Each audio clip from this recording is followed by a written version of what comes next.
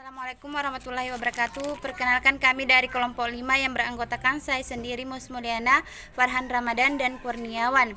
Pada hari ini kami akan menayangkan hasil presentasi yang telah kami buat yang berjudul Badan Pemeriksa Keuangan. Pada saat presentasi, teman-teman diharapkan memfokuskan mata terhadap presentasi yang kami sampaikan. Ketika ada hal yang kurang jelas atau kurang dimengerti, teman-teman dapat menanyakan kepada kelompok kami pada akhir presentasi. Sejarah BPK dikutip dari situs Badan Pemeriksa Keuangan. BPK dibentuk pada 1 Januari 1947. Pembentukan itu berdasarkan amanat Undang-Undang Dasar 1945 yang telah dikeluarkan Surat Penetapan Pemerintah Nomor 11/OM tanggal 18 Desember 1946 tentang pembentuk Badan Pemeriksa Keuangan untuk kedudukan sementara di Magelang. Awal BPK dibentuk hanya memiliki 9 orang pegawai dan sebagai ketua BPK pertama adalah R. Suerasno. Aturan yang dipergunakan untuk sementara masih menggunakan peraturan perundang-undangan yang dulu berlaku bagi pelaksanaan tugas Algemeen Rekenkamer atau BPK Hindia Belanda, yakni ICW dan IAR. Pada 6 November 1948, kedudukan BPK dipindahkan dari Magelang ke Yogyakarta. Pemindahan tersebut tidak lepas setelah ibu kota Indonesia dipindahkan dari Jakarta ke Yogyakarta. Saat terbentuknya Negara Republik Indonesia Serikat atau RIS, pada 1949 dibentuk juga Dewan Pengawasan Keuangan dengan kantor di Bandung. Sementara BPK masih ada.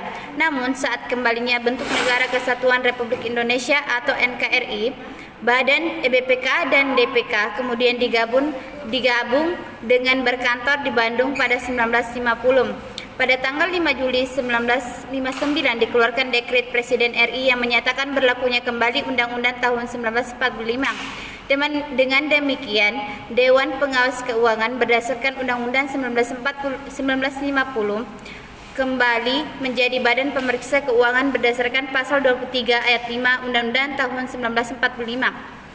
Fungsi BPK. 1. Fungsi yudikatif. Dalam hal ini, BPK berhak meminta tuntutan ganti rugi pada bendahara atau pegawai negeri yang bukan bendahara terkait perbuatannya yang melanggar hukum dalam melaksanakan tugasnya, jadi berdampak pada kerugian negara.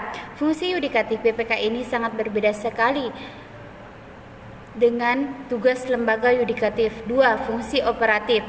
Fungsi operatif yaitu fungsi secara umum BPK seperti pemeriksaan, pengawasan, dan melakukan penyelidikan atas kuasa, pengelolaan, serta pengurusan keuangan negara. Dalam hal ini, BPK juga tidak boleh terpengaruh oleh kelompok internal ataupun eksternal dalam menjalankan tugasnya. 3. Fungsi rekomendatif.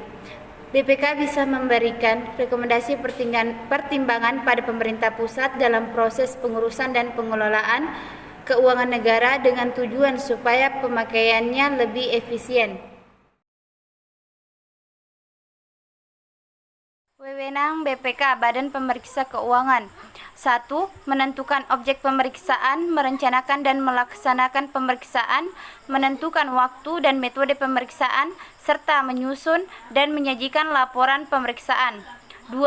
Meminta keterangan atau dokumen yang wajib diberikan oleh setiap orang, unit organisasi pemerintah pusat, pemerintah daerah, lembaga negara lainnya, Bank Indonesia, Badan Usaha Milik Negara, Badan Layanan Umum, Badan Usaha Milik Daerah, dan lembaga atau badan lain yang mengelola keuangan negara.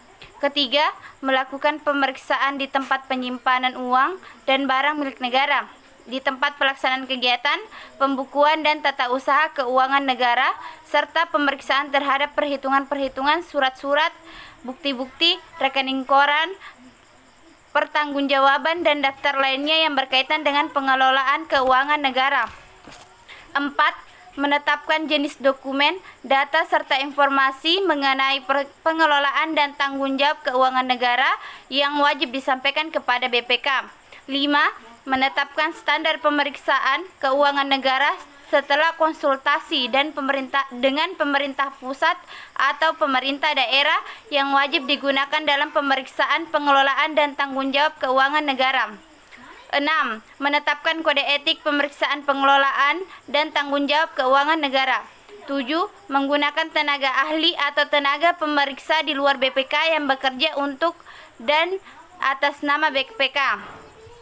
8. Membina jabatan fungsional pemeriksa. 9. Memberi pertimbangan atas standar akuntansi pemerintahan. Dan yang terakhir 10. Memberi pertimbangan atas rancangan sistem pengendalian intern pemerintah pusat atau pemerintah daerah sebelum ditetapkan oleh pemerintah pusat atau pemerintah daerah. Tugas BPK, Badan Pemeriksa Keuangan. BPK memiliki tugas untuk memeriksa pengelolaan dan tanggung jawab keuangan negara yang dilakukan oleh pemerintah pusat, pemerintah daerah, lembaga negara lainnya, Bank Indonesia, Badan Usaha Milik Negara, Badan Layanan Umum, Badan Usaha Milik Daerah, dan lembaga atau badan lain yang mengelola keuangan negara.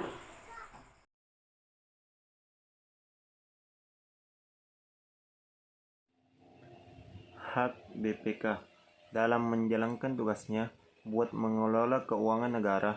BPK mempunyai beberapa hak istimewa yang diberikan oleh pemerintah pusat. Di antaranya yaitu: pertama, hak meminta keterangan dokumen. BPK punya hak buat meminta keterangan dokumen pada perseorangan, lembaga, atau suatu organisasi buat keterangan dokumen keuangan. Dokumen itu diwajibkan asli dan tidak dibuat-buat karena nantinya akan dilakukan pemeriksaan dalam pengelolaan dan laporan keuangan negara. Yang kedua, hak keterangan wajib. BPK berhak meminta keterangan wajib dari perseorangan, lembaga negara, atau organisasi swasta sesuai dengan undang-undang yang diberlakukan. Keterangan wajib itu harus disampaikan oleh orang yang bersangkutan. Apabila berhalangan, maka harus ada surat kuasa buat memberikan keterangan wajib. Yang ketiga, hak standar. Hak standar merupakan menetapkan kode etik buat seluruh anggota BPK dalam menjalankan tugasnya. Kode etik dibuat agar anggotanya bisa menjalankan sesuai dengan aturan yang berlaku dalam undang-undang tanpa campur tangan orang lain. Yang keempat, hak menetapkan kerugian negara. Sebagai lembaga yang memeriksa, mengelola, dan mengatur keuangan negara, BPK juga punya hak buat menetapkan kerugian negara.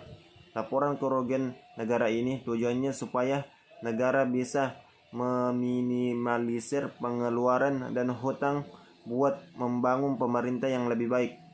Yang kelima, hak perencanaan keuangan. Perencanaan keuangan negara sangat penting karena dalam sebuah negara sebisa mungkin buat meminimalisir pengeluaran yang tidak memberikan profil pada pemerintah. Selain proses minimalisir pengeluaran juga bisa dimanfaatkan sebaik-baiknya agar dana yang bisa dipakai buat hal-hal yang menunjukkan pemerintahan dan meningkatkan sektor ekonomi.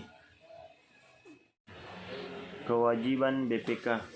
Berikut ini ada beberapa kewajiban dari BPK dalam menjalankan perannya, yaitu: pertama, melakukan pemeriksaan keuangan negara. Kewajiban BPK berikutnya yaitu melakukan pemeriksaan terhadap keuangan negara. Adapun inti-intinya seperti berikut ini. Yang pertama, audit harus bertanggung jawab atas laporan keuangan yang dibuat dan harus sesuai dengan prinsip akuntansi secara umum dan berlaku sesuai dengan PSAP.